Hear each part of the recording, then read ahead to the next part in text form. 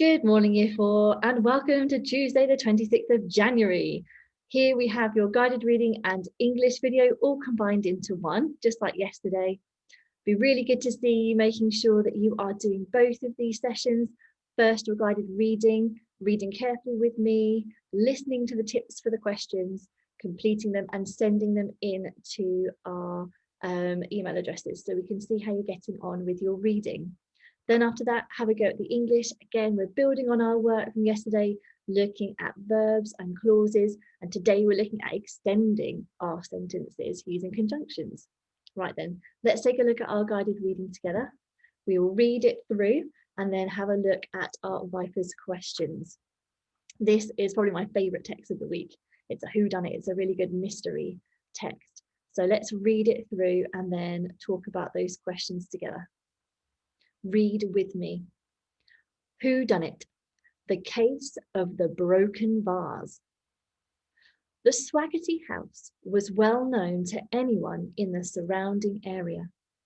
It had been designed in the shape of a perfect circle. It was also home to the famous and highly valuable sapphire vase. When Mr. Swaggerty returned home one day to find the vase was broken, he immediately called for Detective Dunnett, who interviewed everyone in the house about what they had been doing that morning. Terry, the gardener, said that she had been watering the plants.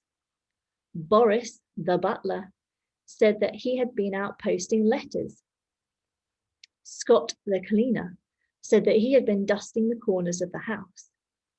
Instantly, Dunnett knew who had broken the vase. Okay, so there we go. The mystery, the case of the broken vase. So quick questions then to go through. We've got 4 like we did yesterday. So first of all, find and copy 2 words which show you that the sapphire vase was worth a lot of money. Okay, so reread that text, skim and scan. We're looking for words that mean the same as being worth a lot of money. Okay.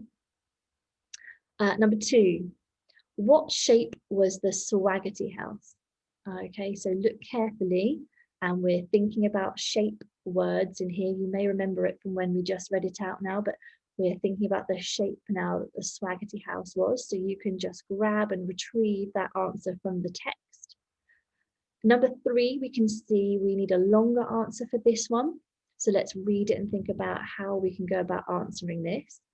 Why do you think the author chose not to reveal who had broken the vase? So this is an explaining question, okay?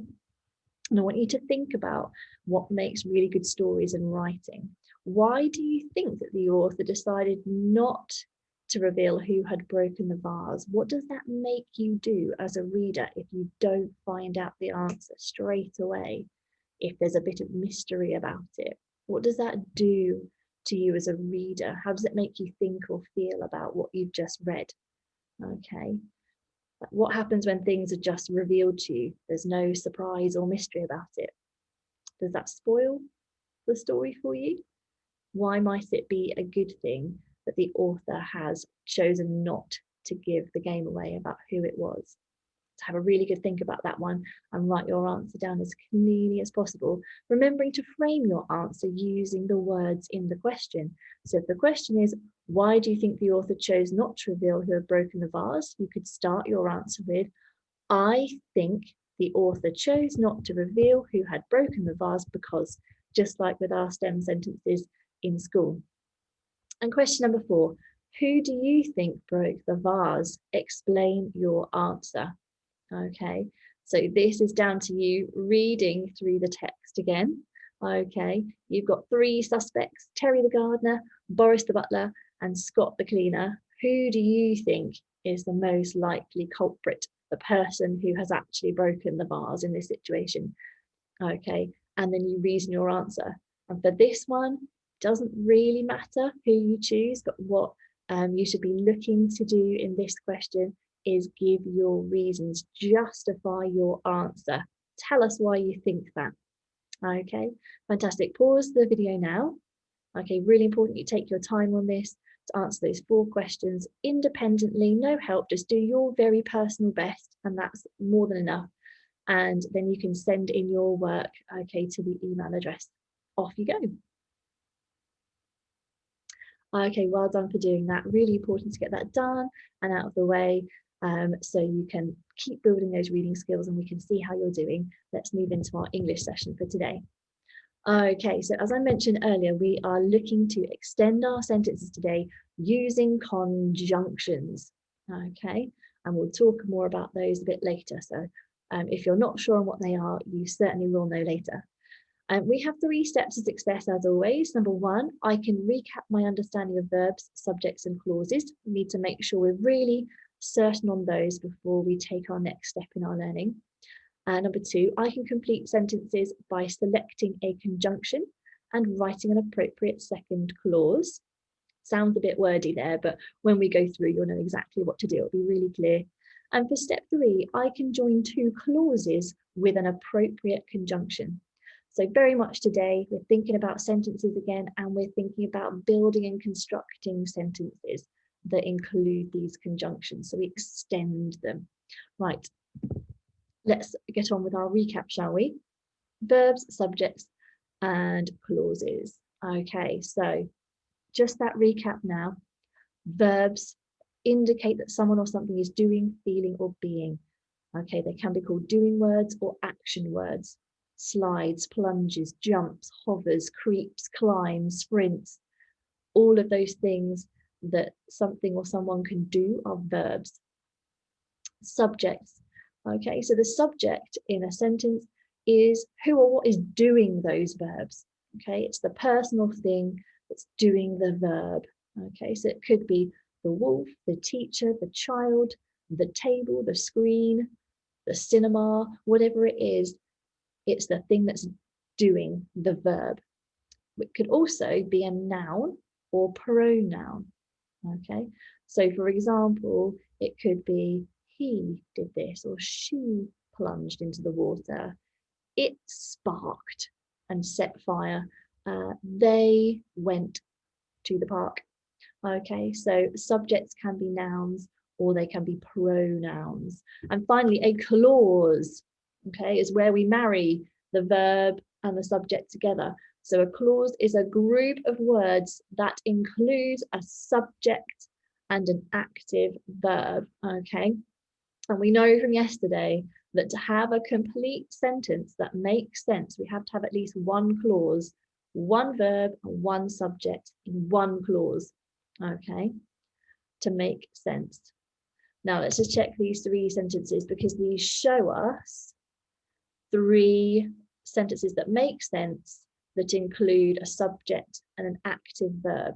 So in this first example here, Mrs. Fowler recorded her English lesson, which is what I'm doing now. So Mrs. Fowler, I am the subject, and recorded is the verb, is what I'm doing. Okay, so this is one complete sentence. Second one, the children worked hard on their writing. So the subject, who is doing the verb? The children. And what is the verb? What are they doing? They worked hard on their writing. Okay, which is hopefully what you're going to do today. And then finally, again, this sentence that has a clause in it, one single clause in it. Amazingly, everyone handed their work in. Now that is a challenge for you, year 4. Okay, so everyone, that's the subject, that's who's doing the verb. And what is the verb? It's handed it in. Okay, so amazingly, everyone handed their work in. Those are 3 examples of sentences with one clause in them that make sense on their own. Okay, let's move on and have a go at seeing if you can remember that information and look for these features in sentences. So we're going on a hunt. Okay, this is step number 1 task.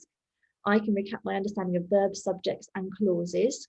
Okay, what I would like you to do in this first task, okay, is to listen to me reading these sentences out. Okay, I would like you to either underline the verbs and circle the subjects, So the verbs are the doing words and the subjects are who is doing them. Or if you do have highlighters or colour pencils or felt tips, then use two different colours to highlight your verbs and your subjects. Now then, to really be sure and certain on these, I would also, if you are able to, would encourage you to mark down, to write down how many clauses there are in each of these sentences. So if there's only one verb and one subject, that's one clause, okay, because we have to have a verb and a subject to have a clause. If there are two verbs and two clauses, well, then that's two clauses. So two verbs and two subjects, that's two clauses, okay?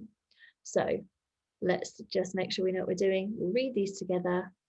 You need to make sure you highlight verbs and subjects, and then if you can, write down the number of clauses they have.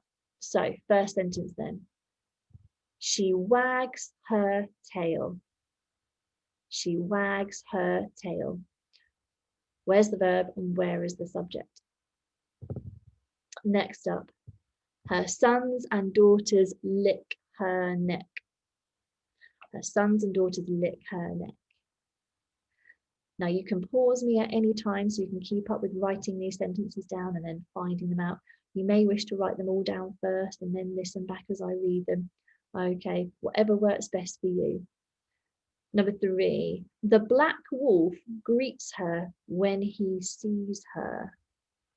Think carefully about that one. Is there more than one verb and more than one subject?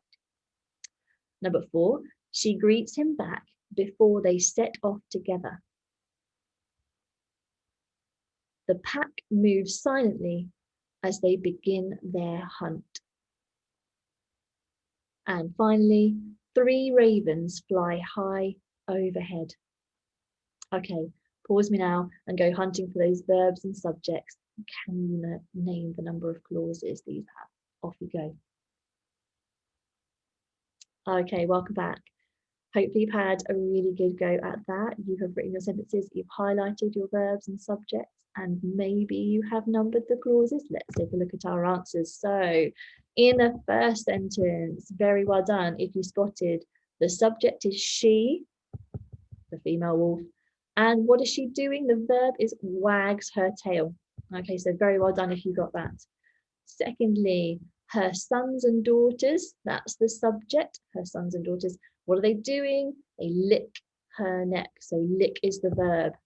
Now, one clause for the first sentence, one clause for the second sentence. Let's take a look at the third one together. Okay, so this one you'll notice has 2 subjects and 2 verbs, which means we have 2 clauses. So the first subject is the black wolf and the verb that it's doing is greets. So the black wolf greets her when, and then this is the second part, he sees, subject, verb. And we spotted that yesterday, that the subject and the verb are very often next to one another. Okay, when he sees her. All right then. So 2 clauses for that one. Next up, 2 clauses again for this one. She is the subject and greets is the verb. Then back before, and then they. So both of the wolves is the subject here, they. And then what are they doing? The verb, they set off together.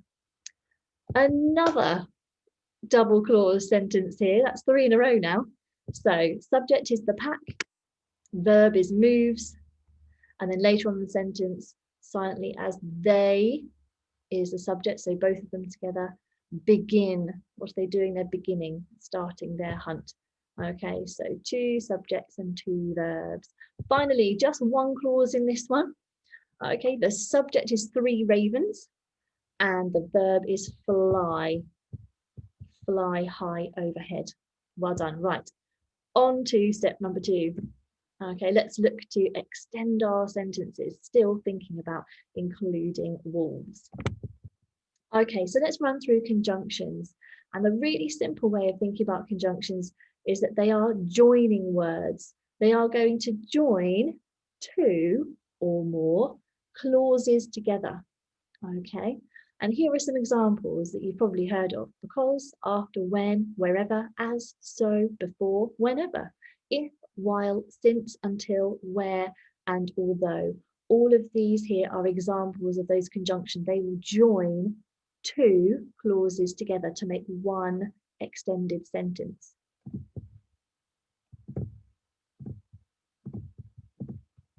Okay, so we've got the list of our conjunctions on the left here. Okay, and we know that conjunctions join clauses, and clauses are made up of a verb and a subject.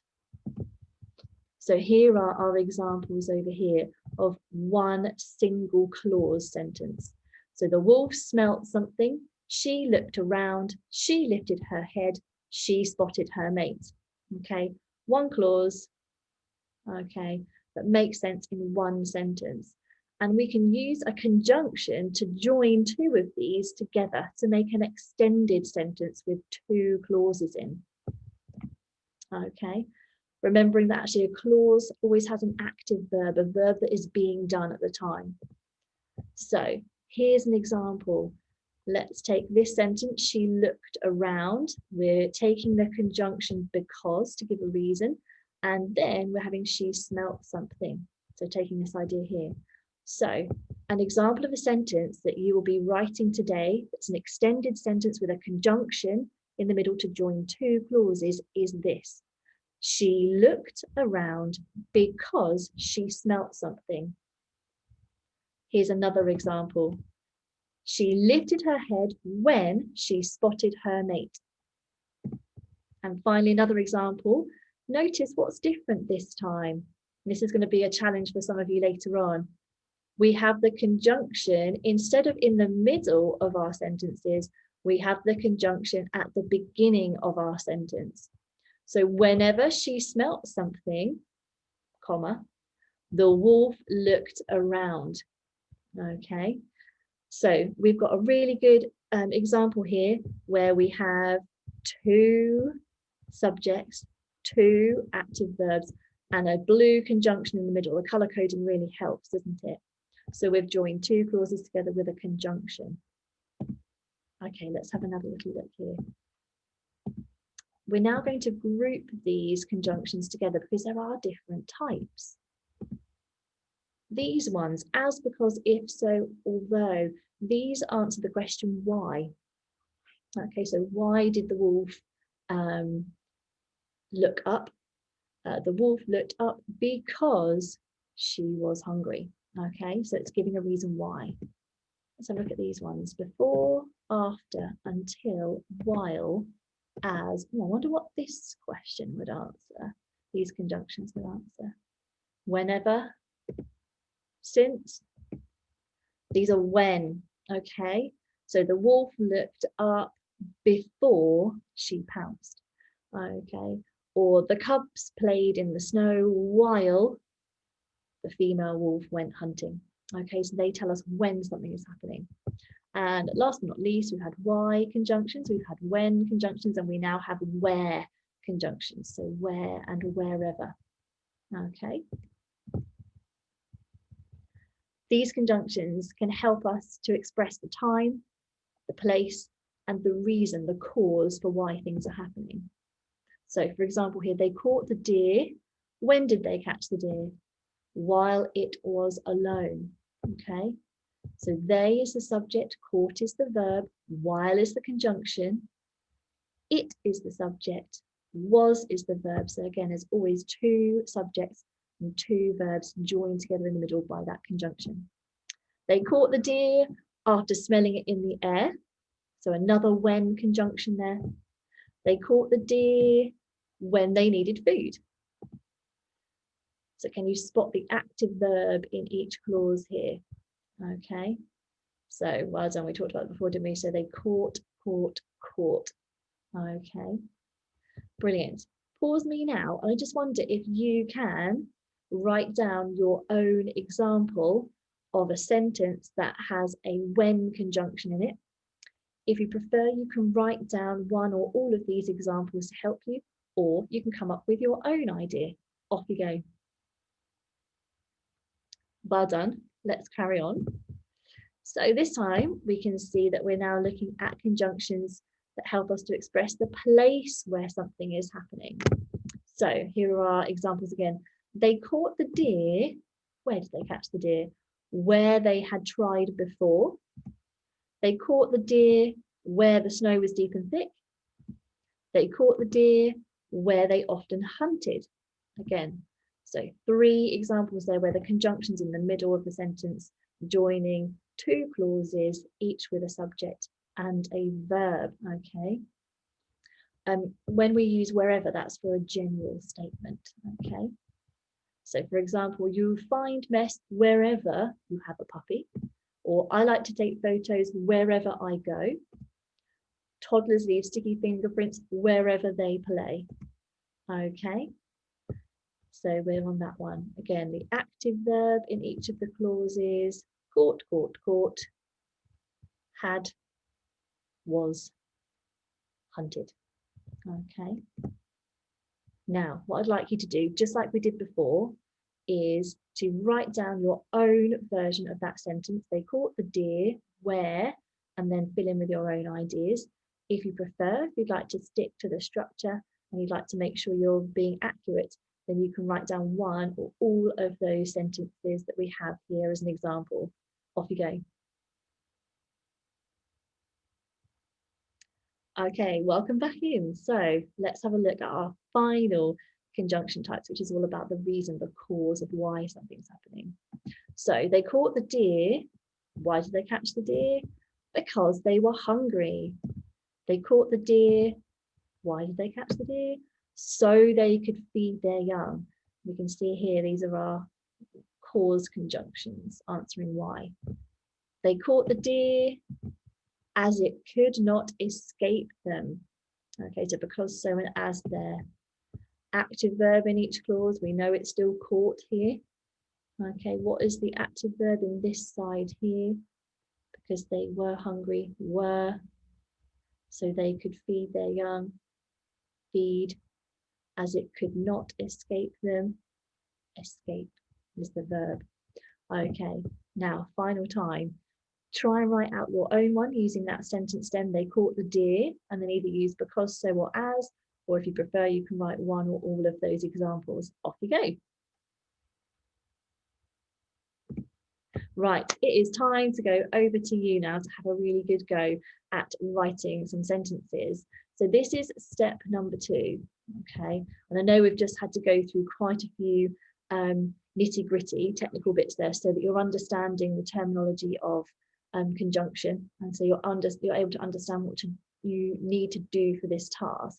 But now it is time for me to model and then to hand over to you to have a go. So step 2, I can complete sentences by selecting a conjunction and writing an appropriate second clause. So let me just run through this very clearly. I'll then model it on the board and then give you some time to have a go. So your task is to write 5 sentences with 2 clauses joined by a conjunction, just like the sentences we've been practicing.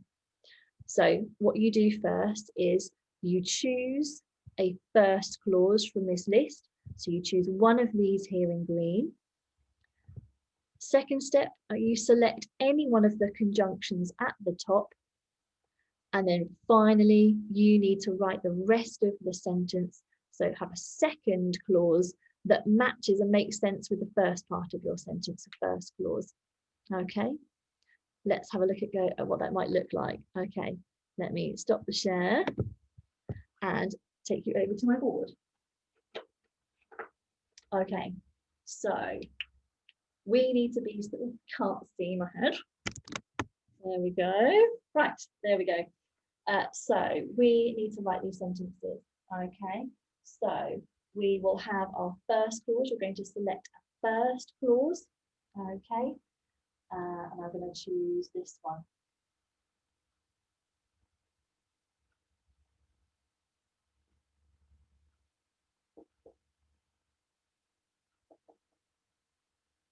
The wolves went hunting. Okay, and if I'm thinking back to earlier, okay, I know that this is a clause because I have the wolves as my subject. and I have the verb went hunting. Okay, and that's actually all part of the same verb phrase. So the wolves went hunting. And this time, at this stage, when you've got the first clause, the first part of a sentence, you need to go and choose a conjunction. Okay, so the wolves went hunting. Now, I could have any example of a conjunction. I could have a time conjunction, I could have a place conjunction, or I could have a cause conjunction. So I could choose, for example, the wolves went hunting because they were, and I'm not just going to put hungry here, I'm going to start thinking about dripping and dropping in some really high quality vocabulary. So the wolves went hunting because they were, I'm going to put ravenous, that means really, really super hungry. So because they were ravenous. Finish with a full stop, and I'm just going to show you here, there is my conjunction, because this tells me why. Okay, and then we have again, second part, the second clause, they were ravenous. That makes sense on its own. It has they, which is my subject, and it has my verb were. Okay, they were ravenous. So this is an example of a really good sentence that you could write. Sorry if my light is a little bit bright for you there. So you can move it backwards or forwards. I think it's going to be a pickle. Maybe you'll see underneath a bit clearer when I write the next one out. Okay, so we have our Y conjunction in the middle, and it sticks these two parts together, because I could have the sentence, the wolves went hunting, full stop. They were ravenous, full stop. But it's really good to use conjunctions to join sentences together, to extend them, so that we can have a mixture of shorter and longer sentences in our writing, so that it's more interesting to read and it has a better flow. Okay, let's have a look at one more example, shall we? So I'm going to stick with my idea of the wolves went hunting.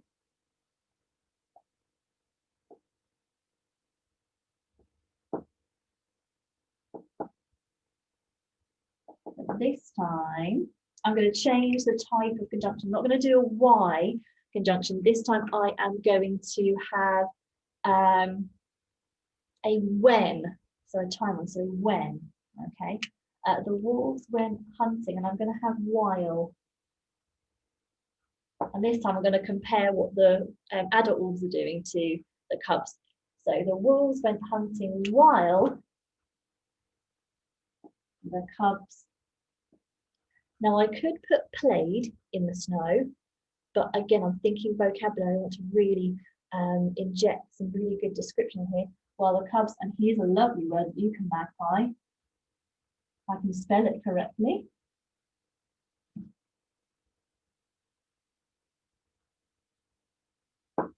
Frolicked. That means played, mucked about, or a bit silly. But while the cubs frolicked in the deep snow. Full stop to finish. And again, I've got all of the parts I need. Okay. I have my subject is still the wolves, and my verbs went hunting, went being that active verb, and then we've got the conjunction while, that's telling me when, okay, when it's happening. And then we've got the cubs now are my second subject, and my second verb is that fabulous one, frolicked. Okay, and in the deep snow. Okay, which is actually an adverbial phrase, isn't it? Where? How exciting. Okay, so that's your step number 2. Choose one of the clauses from the list on the slide, choose a conjunction, and then continue the sentence with your own idea, making sure that you have another subject and a verb so it makes sense. Okay, I am going to go back to the slides now so you can pause and then have a go. Okay, so choosing from here, choosing any of these, try and choose a selection and we're looking for 5 sentences that have 2 clauses joined together by a conjunction. Off you go. Right, hopefully you're back. You've got your 5 sentences, you've got a capital letter, you've got a full stop, you've got a conjunction in the middle, you've got 2 clauses with a subject and a verb in them, and even better than that, you have written them in your beautifully neat handwriting. Okay, why do less than your best? So let's keep up our high aspirations. Let's move on to step 3. There we go. Okay, so for step 3 today, I can join 2 clauses with an appropriate conjunction, and appropriate is the really key word here. We need to make sense. We need to make sure that the conjunction we use makes sense in our sentence and that it matches the 2 clauses together. Okay, so our task here is to join 2 clauses together. Here are our clauses in the table with a conjunction. Here are our conjunctions to create a sentence, and we're looking for 5 sentences again. Okay, here's my example. They are full. That's 1 clause. Because is my conjunction. They fed on the moose. That's my 2nd clause. Okay, now step 2. Okay, you picked a first clause, you picked a conjunction, then you could fill in the rest of the sentence. The challenge this time now is that actually you've got 2 clauses, but you have to decide which is the best conjunction. So that's how we're taking our thinking and our learning further, is we're now having to decide which conjunction is the best. Okay, those that are up for a challenge today, okay, we'll have a look at starting a sentence with a conjunction and using a comma to mark the clauses. Okay, so let me just model this to you now. Okay, we are going to take one of these, okay, of these clauses. We are going to think about a 2nd clause, and then we are going to select the most appropriate conjunction to join those 2. I'm just going to go and clear my board. Make sure you've got your pencil at the ready. Okay, and if you would like, you can write down my model sentence, okay, to use as an example, and then you can go off and create your own. So let me clear my board.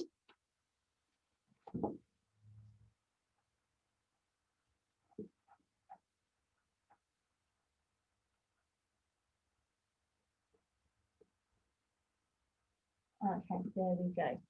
Right, so what am I going to choose? The wolves prepare to pounce, blood drips on the ground. Moose is old and has scars on them, they are no longer hungry. They howl into the snow forest, they all feed at once. The moose bellows in pain, the moose doesn't see them. The wolves have bitten the moose. Okay, I'm going to select this one here. So I'm going to select blood drips to the ground and the wolves have bitten the moose. Okay, so I'm going to select blood drips to the ground, the wolves have bitten the moose, and I need to think about which conjunction fits best. And you can play around with this. So for example, blood drips to the ground when the wolves have bitten the moose. Kind of works. The blood drips on the ground until the wolves have bitten the moose. No, that doesn't make sense. It's not going to stop when the wolves bite, it's going to start. So that doesn't make sense. Blood drips to the ground because the wolves have bitten the moose. That makes sense. So one of those why those cause conjunctions would work. Blood drips to the ground as the wolves have bitten the moose, or blood drips to the ground so the wolves have bitten the moose. Does that make sense? No, it doesn't. Okay, blood drips to the ground, maybe a time after the wolves have bitten the moose. Okay, so we're going to join these 2 together. Let me model this on my board for you. So I'm going to stop my share. Here we go. So I take one of my clauses. Blood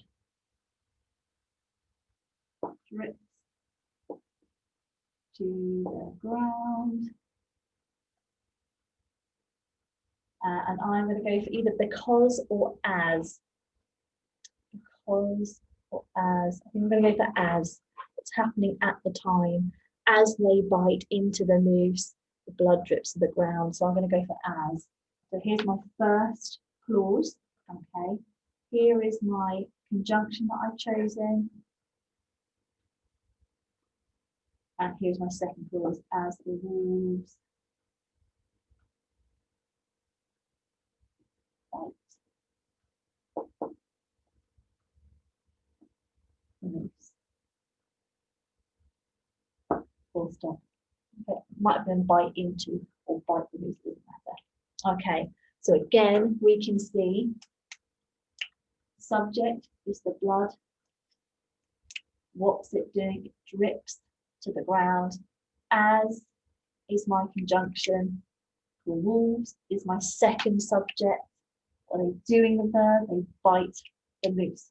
Okay, now then, final bit of modelling before it's over to you. Let's see if we can take on the challenge and we can flip the sentence around to start with our conjunction. Okay, so let's take a look. So starting with as.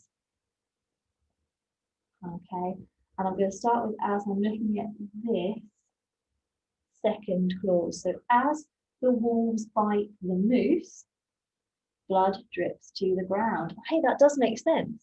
So as the wolves bite into the moose, blood drips to the ground. Okay, so I can flip my sentence around, and my second clause now goes at the beginning of my sentence after my conjunction. So as the wolves bite the moose. Now, okay, this is now sort of acting as a fronted adverbial, isn't it? As the wolves bite the moose, I need to mark it with a comma like we were practicing before. So as the wolves bite the moose, that's when blood. Notice, because blood was at the beginning of my sentence here, it had a capital letter. Because now it's after my comma in the middle of the sentence, it doesn't need a capital letter still. Blood drips to the ground. Full stop. And there's that final check here. Conjunction, subject, verb, subject, verb. 1, 2 clauses, this time with the conjunction at the beginning, and the clauses are marked with a comma. Give it a go and see how you get on today. As always, do your very best and do make sure that you send your work in so we can see how you're getting on, give you feedback and help you if you need it, or extend you with an extra challenge if you need that too. Okay, let's go back to the slides. Brilliant. So now you can pause, okay, and you can construct your sentences using these ideas. If you have your own ideas, that is fine, but just do make sure that your sentences are making good sense. Okay, pause the slide now and then give this final task a go. Brilliant, well done. I'm really looking forward to hearing your sentences, whether you share them on Zoom or whether you send them in on the emails. It was lovely to hear some of you reading them out in yesterday's Zoom meeting. Really, really encouraging, really good understanding shown. So all that we need to do now is just have a bit of a reflection. Think about, how did you do today? Which of these steps have you achieved? So do you understand verbs, subjects and clauses? Could you explain them to somebody? If you can explain them, then you understand them. Secondly, did you manage to complete your sentences by selecting a conjunction? So did you start with a clause, choose a conjunction and then finish off the sentence? And how well did you get on with step 3? Okay, it may be that might be a work in progress for you, that's something that we can continue to practice. Okay, or may feel that you've managed to achieve that. Okay, either way, have a think also about what you would like to know or do better, and make sure you let us know in your emails or in the Zoom. Let us know, give us feedback so we know how to help you in our future English lessons. Fantastic, right, that is the end for today's lesson. Very well done. I look forward to seeing you again for some more guided reading and English tomorrow. See you.